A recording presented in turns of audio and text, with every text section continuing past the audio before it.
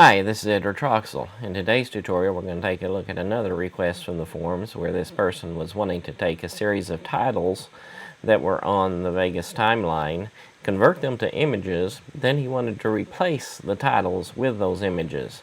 And so what we're going to do is go ahead and take a snapshot of each one of those titles, and then we are going to add a new take to the title event and put the new images that we created as that new take.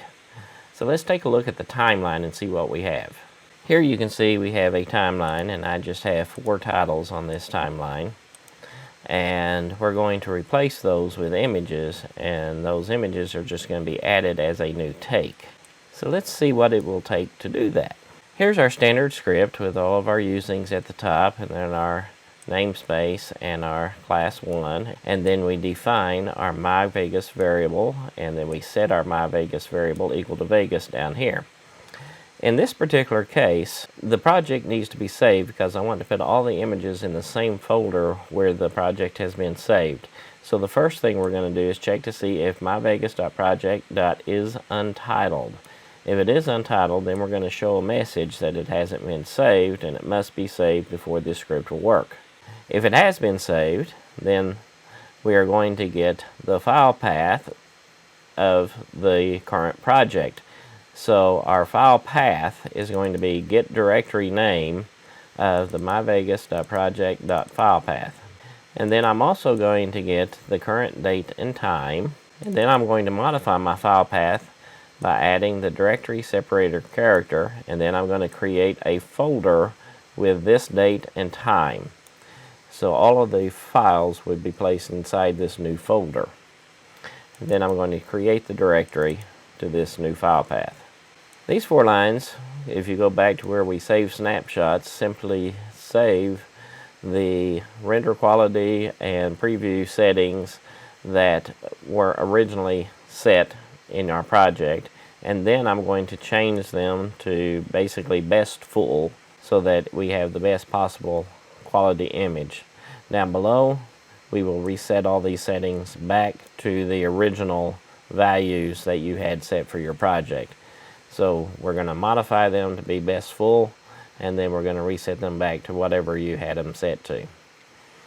In between is where all the work is done, in this section right here.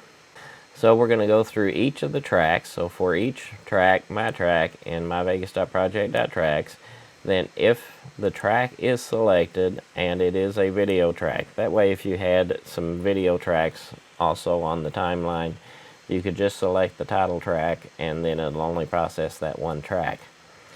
So for each track event in mytrack.events, I'm going to set the cursor position to the event.start. Originally, that extra code there was to move to the middle of the event, but we want to get the first frame of the event, so we're going to set the cursor position to event.start. And then I'm throwing this in here just to update the Vegas user interface, just in case. So now I'm going to get my full file name, which is going to be my file path, plus the directory separator character, which is typically a slash.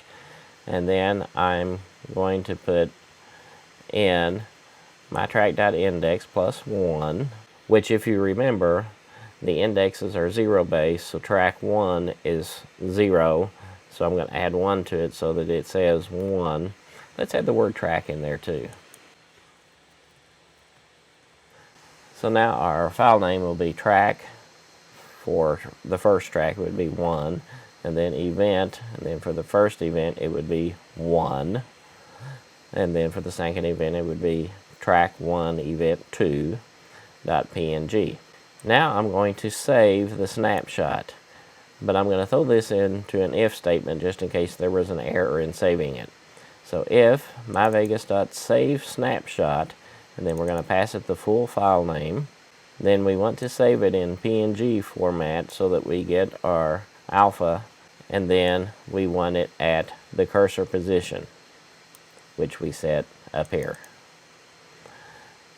And then if that equals render status complete, it was successful, then what we want to do is get our video event from the event that we're looking at. Then we have new media. So we have a media variable called myMedia, which is new media, and we're going to get it from the full file name, the image we just created. Then we need to get the stream from myMedia, which will be the first video stream. And then we get the take. We're going to add a new take. So my new take equals new take from the stream. And then for that video event.takes, we're going to add this new take. Now you notice, usually we have to add a new event to the timeline. In this case, we're using an existing event. So all we have to do is add the new take. And then once again, I'm updating the Vegas user interface. So let's see how this works. So here are our titles. My track is selected. So when I run the script, notice it tells me this project has not yet been saved. You must save the project before you can run the script.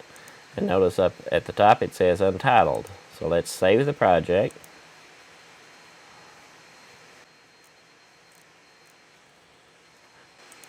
And then let's run the script again.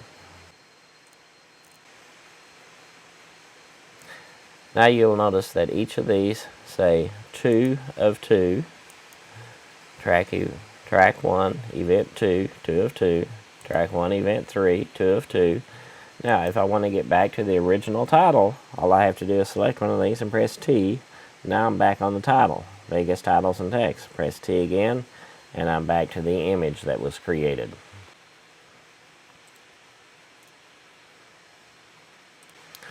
Then if we look at our hard drive, you will see we have our folder created here with our date time. And if we look inside that, here are the 4 images that were created. If we open one of those, notice that says sample text. So we've taken our timeline, we've looked at all of the titles on one track. Notice it was the selected track. We actually didn't look at all titles, we looked at all events.